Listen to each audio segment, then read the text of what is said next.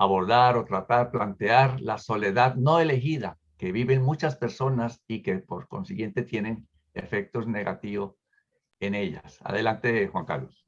Namaste, buenas noches a todos. Una vez más, gracias por invitarme a vuestro maravilloso programa. Bien, la soledad no elegida, bien, porque es importante hacer esa diferenciación entre la soledad y el aislamiento que una persona puede buscar en sí mismo, ¿no? Hay una encuesta que se hizo recientemente en la India, donde decía que el 83% de la población entre 18 y 34 años se quejaba de sufrir de soledad, ¿no? Imaginaros soledad en un país que tiene 1.250 millones de habitantes, ¿no? Cuando la soledad se asocia mucho con la individualidad de Occidente. Pero en este mundo que vivimos globalizado, donde Oriente también está adquiriendo las prácticas quizás más nocivas de Occidente, pues la gente se siente sola, principalmente, y basándome en las escrituras del hinduismo, en la escritura sagrada, porque hay una desconexión con la divinidad, ¿no? El hinduismo habla de que nosotros ante todo somos almas, somos seres espirituales que estamos habitando un cuerpo, en este caso un cuerpo humano, y que junto al alma, que en sánscrito es Atma, existe Paramatma, que quiere decir el alma grande, el alma suprema o la superalma, que representa la divinidad. O sea, la divinidad no solamente la podemos sentir que está en el cielo, como lo llamen las diferentes religiones, o que está en los templos, pero la divinidad también está en nuestro corazón, dentro de nosotros. Estamos nosotros como almas individuales y el alma suprema está en nuestro corazón al lado. Pero la desconexión que yo hablaba es cuando no reconocemos o no sabemos o nos olvidamos de que la divinidad, nuestro mejor amigo, el amigo que nunca nos va a traicionar, nuestro compañero eterno, desde la noche de los tiempos, está junto a nosotros. Entonces la gente trata de buscar entretenimientos, placeres, de forma externa. Y esto al final, como son placeres temporales, porque en este mundo material todo es temporal, no hay nada eterno, al final produce una frustración. Y hoy en día, que vivimos en la vida, ¿no? Con toda la tecnología que tenemos, fijaros, ¿no? Ahora mismo estamos personas de diferentes ciudades, de diferentes países y continentes, estamos hablando gracias a la tecnología. Pero cuando a esta tecnología no se le da el uso adecuado, pues también va creando que cada persona se concentre en su microuniverso. Y no solamente desconecta de su familia o de la sociedad o de su comunidad religiosa o no religiosa, sino que primero de todo ha desconectado con la superalma, que es la fuente del estado de Ananda o el estado de felicidad continua. Entonces, en uno de los textos principales nuestros, sagrados, la Bhagavad Gita, Krishna constantemente habla, Krishna, Dios encarnado, habla de que Él está justo al lado de nosotros. Pero nosotros, como queremos tener esa diminuta independencia, ese libre albedrío, pues esto al final nos produce esa soledad y ese estado de que finalmente nos cansamos pronto y no encontramos satisfacciones continuas, sino que constantemente tenemos que ir cambiando. Y la persona se va aislando no solamente de sus semejantes, sino incluso se va aislando de la realidad y vive en otra realidad diferente. Para esto, como hablaba en la primera intervención, nuestra compañera, pues decía, las comunidades religiosas tienen ahí un papel importante de asesorar a la persona, de ayudarle, de interesarse, qué es lo que le ocurre a la persona. Y luego, esa soledad, que a lo mejor está sufriendo por no ser elegida, también puede ser, si lo miramos desde un punto de vista práctico, también es una ventana a la espiritualidad. Bien, de acercarnos a la espiritualidad a través de esos momentos de soledad que tenemos. Lo importante, desde luego, porque muchas veces la soledad elegida termina en depresión y una depresión no tratada a tiempo puede terminar incluso en un suicidio, que es una de las grandes plagas que estamos teniendo ahora en este siglo XXI, la importancia de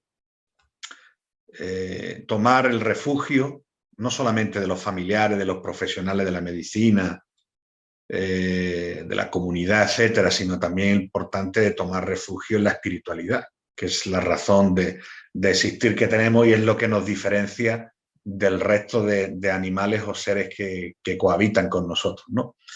El tener una introspección de que por qué he llegado a esta situación, cómo puedo estar solo, pero al mismo tiempo sentirme que estoy acompañado constantemente. Entonces, claro, ahí entra mucho lo que en el hinduismo llamamos viveka, que quiere decir el discernimiento entre el bien y el mal y, bueno, aceptar también en parte nuestro destino. Las acciones que nosotros mismos creamos, lo que llamamos karma. Entonces, claro, no hay una solución única, una panacea, ni puedo ir a la farmacia y comprar, deme usted algo para la soledad, ¿no? Sino que es un paquete de remedios que uno tiene que poner. Y el primer remedio es aceptar que nunca estamos solos y que la divinidad está presente con nosotros, pero yo tengo que reconocer de que esa divinidad está dentro de mí y que es la que me está dando la vida. En el hinduismo, cuando una persona fallece, se dice abandonó el cuerpo. ¿Qué abandonó el cuerpo? El alma, porque el cuerpo físico sigue estando ahí, lo enterrarán, lo van a incinerar, lo que sea. Entonces, el alma individual, que nosotros llamamos jiva, siempre está acompañada de Paramatma, el alma suprema, que es la divinidad que se manifiesta en el corazón de cada entidad viviente. Se ha valorado mucho el tema de la soledad, ¿no? Sobre todo relacionado con la práctica yógica, que incluye pues, la interiorización, la concentración y la meditación. Se dice que para el avance espiritual hay personas que necesitan apoyarse en una sangha. Sangha quiere decir en un grupo de personas que siguen a un mismo maestro, pertenecen a una misma escuela filosófica del hinduismo, y entonces unos se apoyan a otros.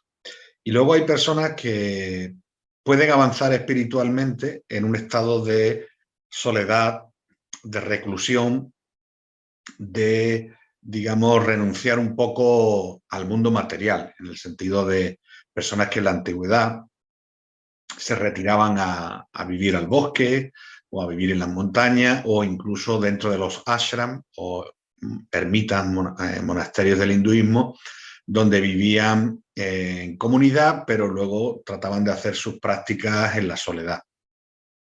Basándonos un poco más en el concepto actual y en Occidente, que es donde estamos, la soledad elegida puede ser de hecho muy beneficiosa. Vivimos en un mundo donde hay una gran saturación de información a través de Internet, WhatsApp, todos los adelantos tecnológicos que tenemos, incluso nuestros propios trabajos, nuestros quehaceres familiares. Al final del día, esto nos produce una saturación mental que afecta, por supuesto, también al alma, ¿no? Afecta al corazón. Entonces, la práctica yógica, que es uno de los 6 sistemas filosóficos del hinduismo, nos habla de que necesitamos al día algún momento de tranquilidad, de ekant. Ekant significa en sánscrito solo, estar solo. Eka viene de, ¿no? La palabra uno viene de eka en sánscrito. Ekant, estar solo uno. Y comenzar con pratyahara. Pratyahara en sánscrito significa interiorizar. Estar sentado, cerrar nuestros ojos, tratar de mantener una respiración consciente, una respiración utilizando la nariz para inhalar, exhalar, calmar nuestra mente. Interiorizar es como tratar de ver, oír, oler, saborear, tocar de forma interna, abstrayendo los sentidos. Bien, nuestro sentido, ver, oír, callar, nuestros sentidos externos pueden ser motivo también de saturación, de cansancio e incluso de perturbación. Entonces necesitamos algún momento al día o incluso al mes, algunos periodos de silencio y de estar en un estado de soledad. Y pratyahara es reflexionar, ¿no? Pues bueno, ¿qué puedo hacer sobre mi vida? O tengo este problema, tal, tratar de calmar mis sentidos.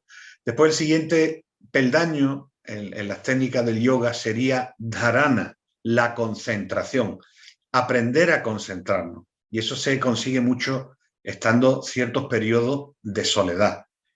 Y cuando hablo de concentración, no solo en la meditación, concentración cuando hablo, concentración cuando escucho, concentración cuando cocino, concentración cuando estoy cambiando un pañal. Cualquier situación requiere de concentración. Y finalmente, el estado más elevado, de acuerdo a las prácticas del yoga, dhyana, la meditación. Y la meditación, al menos en el hinduismo, no es como en otras filosofías también orientales que dicen de vaciar la mente. La mente no se puede vaciar porque nosotros estamos constantemente pensando. Lo que sí podemos es tratar de nuestra mente, que va de un lado hacia otro, tratar de reconducirla, como si fuera un caballo que está desbocado y lo quiero llevar a mi camino. Entonces la meditación que se recomienda es la meditación en la divinidad, la meditación en su creación, la meditación en los mantras o palabras sagradas. Entonces la importancia de tener esos momentos de soledad, aprender a escuchar el silencio, aprender de interiorizar, de saber que somos parte de ese macro universo. Entonces el hinduismo valora mucho los momentos de soledad, siempre que sean elegidos, e incluso dentro de los diferentes tipos de sadhakas o practicantes, el yogi, no el que va a una clase de yoga, hace 4 posturas y se vuelve a su casa, sino el yogi que vivía en los Himalayas, en las cuevas, en los bosques, se le consideraba como el yogi más elevado porque hacía un voto voluntario de vivir en soledad, ¿no? Aunque eso a lo mejor hoy en día pues no tiene tanta práctica. Pero sí que es fundamental que todos al menos debemos de tener un momento para recogimiento, para la reflexión, para la oración, para la meditación. Es necesario. Y al mismo tiempo digo que hay ciertas personas que requieren de hacerlo en grupo, porque se sienten mejor, porque se sienten más reconfortados, más protegidos, como percibe la energía espiritual de forma más intensa si están orando, meditando 5, que si es uno solo. Bien. Y luego hay las prácticas meditativas individuales. Finalmente, el hinduismo considera que el camino de la vida espiritual es un camino donde la persona tiene que al final salvarse por sí solo, ¿no? Uno puede tener un maestro, puede leer todas las escrituras que quiera, hacer toda la meditación, pero al final, al afrontar el momento de la muerte, en el cual todos vamos a llegar, independientemente seamos creyentes o no, ese momento lo va a atravesar solo. Entonces, esa es la importancia de ir preparando nuestra mente y nuestro cuerpo para tener momentos de soledad y preparándonos para esa gran prueba que todos tenemos que pasar y que tenemos que afrontar nosotros por sí solos, ¿no? La vida espiritual se puede llevar mejor en comunidad, todos juntos, pero el viaje final lo tenemos que realizar solo, y entonces el hinduismo te enseña que desde un principio te vayas preparando para ese momento crucial de la vida, ¿no? La pregunta sería, ¿la soledad es lo mismo que la depresión o la tristeza?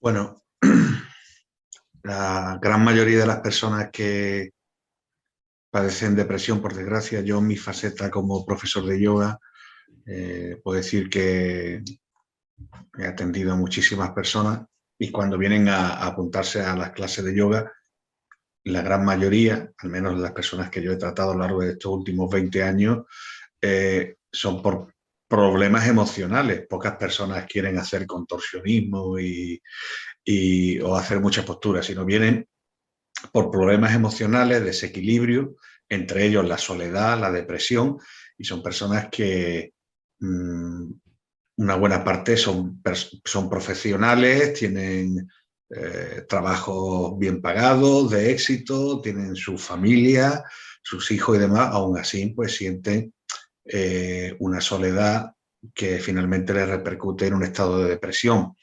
Estar solo no necesariamente quiere decir que es depresión. Hay personas, como estábamos comentando desde el principio del programa, que han elegido la soledad, no en el hecho de vivir solo, sino a lo mejor vivir con personas que han elegido ese mismo camino, como los monjes. Los monjes, sean monjes budistas, monjes cristianos o los monjes en el hinduismo, que eligen vivir en un estado de seclusión, de reclusión, y están solos de cara a la sociedad, pero bueno, viven en comunidad. O hay personas que han elegido vivir solos y no tienen ese problema de depresión. Creo que viene el problema, la verdadera soledad es cuando hay una desconexión con la divinidad. Cuando yo desconecto y ya dejo de percibir de que Dios está dentro de mí en la forma de la superalma, como bien decía nuestra compañera, que estamos aquí con un propósito en la vida. Cuando esa persona deja de ser inquisitiva de por qué estoy aquí, qué hago, cuál es el fin en la vida, la meta, esa es la soledad peligrosa y que puede repercutir en la depresión, sobre todo cuando no encontramos que nada nos satisfaga. Uno de los estados del yoga es Atmarama. Atmarama quiere decir cuando la propia alma está autosatisfecha, lo cual es difícil de conseguir, no imposible, pero sí difícil de conseguir. Entonces no debe de por qué estar totalmente relacionado el estar solo con estar depresivo.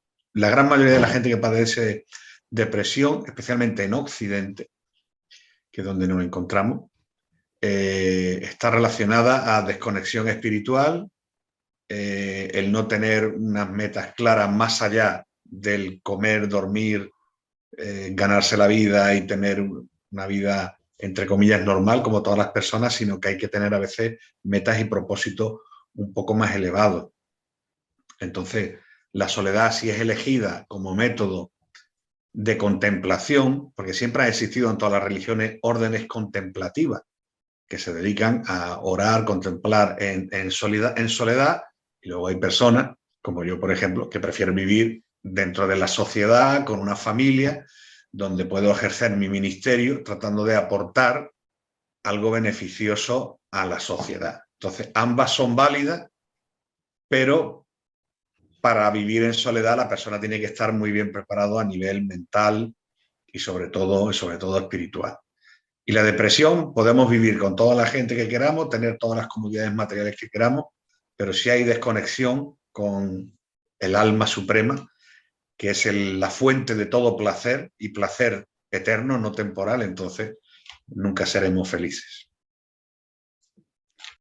Bueno, tenemos para Juan Carlos también el pedido de una aclaración, porque la persona que pregunta no sabe si interpretó bien o no. Y dice que usted ha dicho que algunas personas pueden evolucionar espiritualmente si se retiran a la soledad. ¿Es eso correcto o fue mal interpretado? Y también la podemos, la podemos unir con otra pregunta que dice, ¿podría ser la soledad escogida una herramienta necesaria para la meditación y la reflexión? Vale. A la primera pregunta, sí.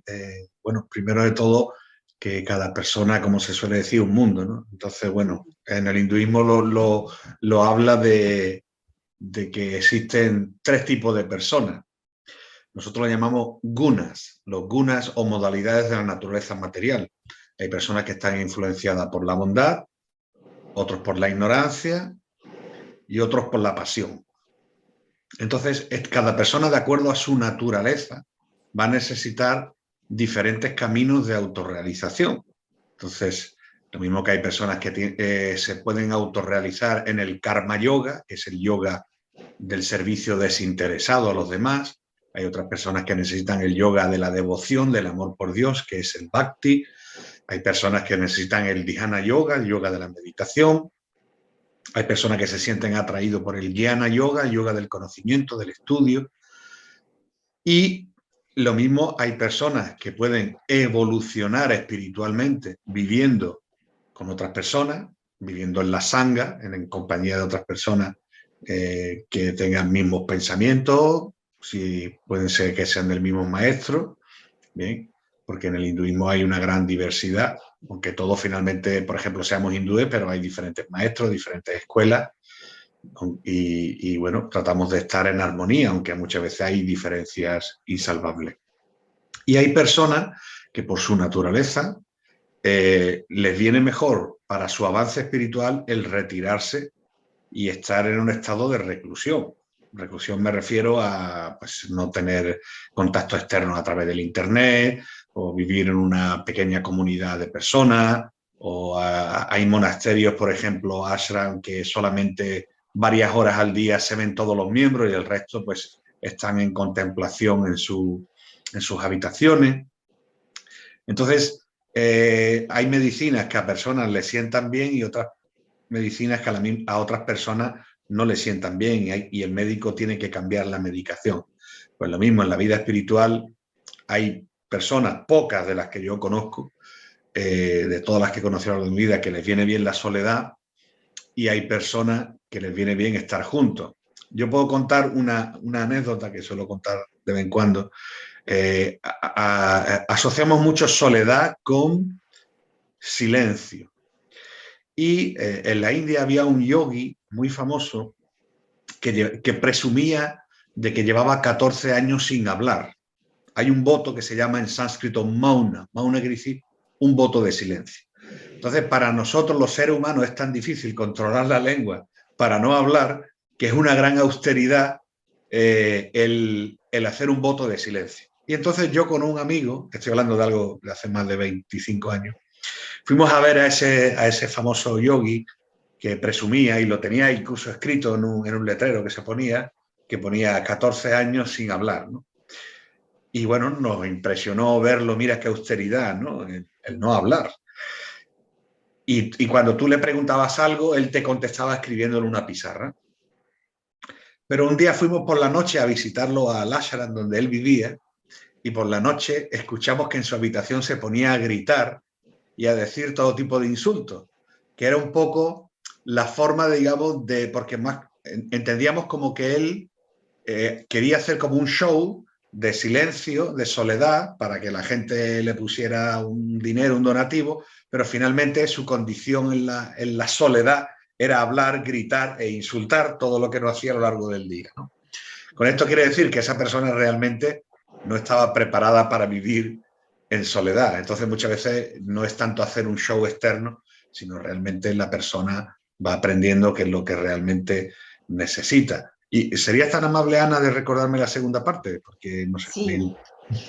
Perdón, ¿podría ser la soledad escogida una herramienta necesaria para la meditación y la reflexión? Sí, por supuesto. No necesariamente es necesario abandonar el mundo, irse al bosque y renunciar a todo, ¿no? Sino que nosotros mismos debemos de, a lo largo del día, buscar ciertos periodos de soledad donde podamos hacer una meditación, una introspección, una interiorización. ¿Bien? Se habla siempre de la hora del amanecer como hora muy propicia para ese momento de soledad donde estoy yo con la creación, cuando va saliendo el sol, que el sol se reconoce como una obra, como todo el universo, ¿no?, de la divinidad. O buscar, como hoy en día la gente tiene ocupaciones que empieza a trabajar muy temprano, pues al menos al atardecer, cuando regresa a casa, pues también tener unos momentos de calma, de soledad, de estar con uno mismo. Entonces la soledad no es necesario hacer una renuncia completa, pero sí que es recomendable tener en el día al menos 1 o 2 momentos, aunque sea unos minutos, de soledad de uno consigo mismo y con Dios, por supuesto, que está presente, ¿no?